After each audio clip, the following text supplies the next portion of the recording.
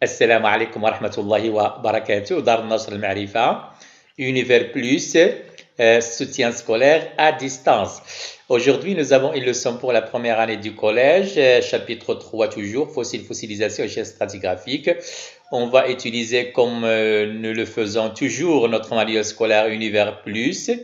Page, cette fois-ci, on va prendre la page 108. Il s'agit de la séquence 3. La séquence 3, c'est la notion du cycle sédimentaire. Les problèmes à poser: comment reconnaître une série transgressive et une série régressive؟ كيف نتعرف على سلسلة تجاوزية وسلسلة تراجعية؟ تساؤل الثاني: quels sont les événements qui caractérisent un cycle sédimentaire؟ ما هي مختلف الأحداث التي تميز الدورة الرسوبية؟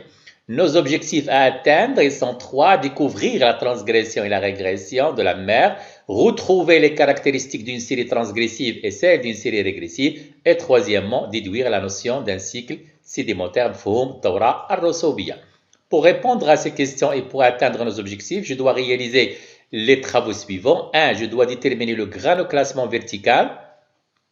Granoclassement, c'est un mot composé de deux parties, les grains et le classement, c'est-à-dire le classement des grains d'une série transgressive et celui d'une série régressive. Deuxièmement, donner les caractéristiques d'une série transgressive et aussi celles d'une série régressive. Et je dois aussi localiser le moment de la transgression et de la régression sur mon document 4. Troisièmement, je dois montrer que les couches du Miocène entre D1 et D2 forment une série transgressive. Et quatrièmement, je dois représenter sur un axe la chronologie des événements formant un cycle sédimentaire. Et enfin, je dois déduire ce que c'est un cycle sédimentaire. Commençons par notre première activité, transgression et régression. تجاوز وتراجع البحر. Pour cela, on va étudier ce document animé comme vous le constatez. Donc, la sédimentation marine est caractérisée par une variation latérale du type de sédiment. On voit très bien, nous avons le niveau bien sûr de la mer, nous avons des sédiments détritiques grossiers, suivis par des sédiments fins et des sédiments carbonatés. Nous sommes bien sûr au temps T1 et nous avons des roches au temps T1. Cette région a subi une transgression et il y a une montée de la mer comme vous le constatez. Donc nous sommes au temps T2 et on constate bien sûr les roches au temps T2 selon bien sûr le même granoclassement comme nous l'avons déjà dit. Toujours des éléments détritiques ou plutôt des sédiments détritiques grossiers suivis par des sédiments fins et troisièmement des sédiments carbonatés. Passons au temps T3, toujours la montée de la mer, donc la transgression, c'est une montée de la mer au dépend du continent. On retrouve toujours notre roche, mais cette fois-ci au temps T3, nos sédiments bien sûr, donc des sédiments grossiers suivis par des sédiments fins et troisièmement des sédiments bien sûr carbonatés. Effectivement, comme je l'ai déjà dit, nous avons roche au temps T1, roche au temps T2 et roche au temps T3. Ceci montre bien, comme vous le constatez, qu'il s'agit d'une transgression. Donc en bas, on retrouve bien sûr des sédiments grossiers suivis par des sédiments fins et troisièmement des sédiments carbonatés. Ceci montre bien qu'il représente une série transgressive. Voilà, effectivement, sédiments grossiers, sédiments fins et troisièmement, que vous savez très bien, sédiments carbonatés. Effectivement, pendant une transgression, on assiste à un décalage des sédiments marins comme nous l'avons déjà constaté. Continuons bien sûr. Donc, nous avons un apport terrigène, c'est-à-dire apport des produits de l'érosion depuis le continent vers la mer. On va essayer de chercher bien sûr la série transgressive et la série régressive, comme vous allez le constater avec moi. Donc, commençons. En bas, nous avons, voilà, je continue. Donc, SDG, sédiments détritiques grossiers, sédiments fins et sédiments carbonatés. Donc, on retrouve à ce niveau-là, bien sûr, des sédiments grossiers, détritiques grossiers, suivis par des sédiments fins et troisièmement, des sédiments carbonatés. Donc, ceci représente quoi? Une série transgressive. Continuons. On retrouve des sédiments, voilà, des sédiments carbonatés, suivis par des sédiments fins et troisièmement, des sédiments détritiques grossiers. Ceci représente bien sûr une série régressive. Donc, on obtient dans ce cas-là une série sédimentaire qui est constituée par une série transgressive suivie par une série régressive. C'est clair un petit peu? Oui. Voilà. Continuons. Effectivement, dans le cas d'une transgression, comme nous l'avons déjà dit, nous avons une série transgressive caractérisée par un granoclassement, bien sûr, du plus gros vers le plus fin, le plus grossier vers le plus fin. Donc, le sable, bien sûr, la marne, les plus fins, et les fins, des éléments fins, des sédiments fins. Et troisièmement, bien sûr, des sédiments carbonatés. Il s'agit du calcaire. Continuons, dans le cas de la régression, on retrouve l'inverse bien sûr, il s'agit d'une série régressive. En bas, on retrouve des sédiments carbonatés suivis par des sédiments fins et troisièmement par des sédiments bien sûr grossiers. Dans ce cas-là, il s'agit du sable. Ce document-là, 3, il représente l'affleurement d'une série transgressive et d'une série régressive. On va essayer de les découvrir. Je pense que vous êtes capable maintenant de les reconnaître. Donc, nous avons sédiments grossiers en bas, c'est 3, sédiments fins 2 et sédiments carbonatés 1. Donc, ils représentent une série, bien sûr, transgressive. Continuons. 1, toujours des sédiments carbonatés, mais suivis par des sédiments fins 2 et troisièmement, des sédiments grossiers. Donc, cette partie-là, elle représente une série régressive.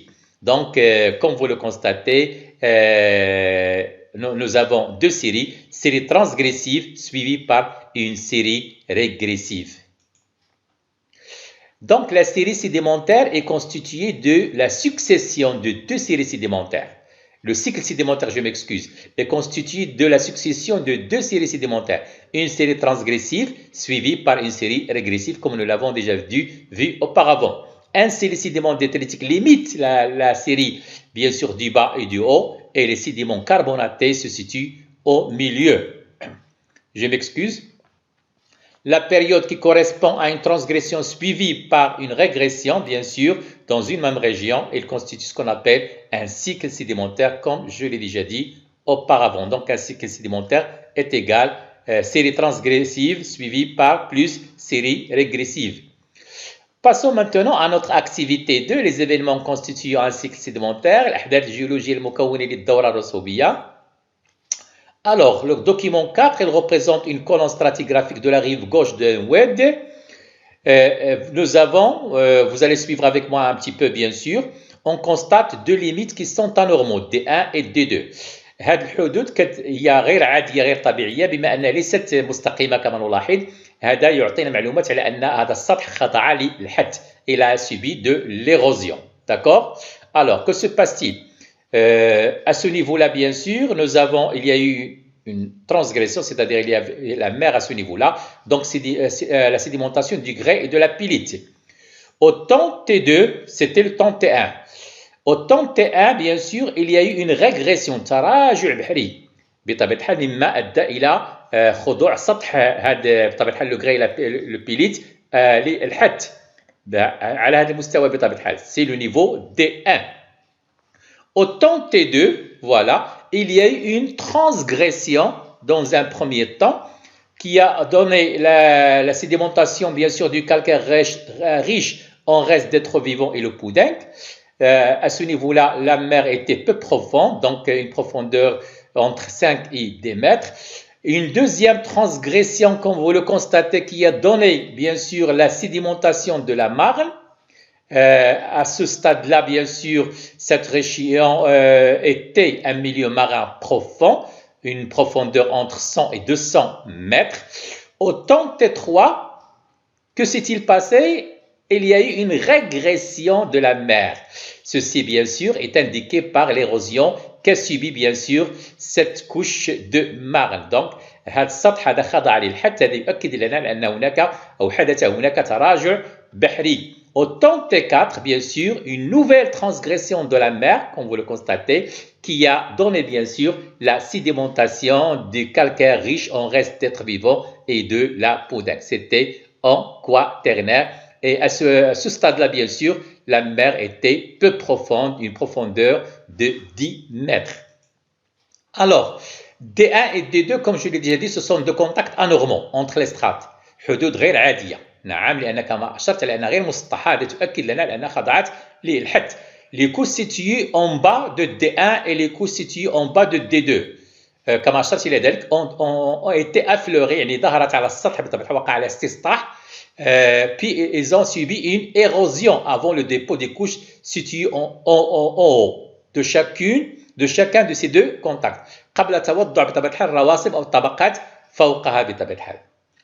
Voilà. Passons maintenant aux éléments de réponse aux questions des activités. 1. Déterminer le granoclassement vertical d'une série, nous l'avons déjà montré.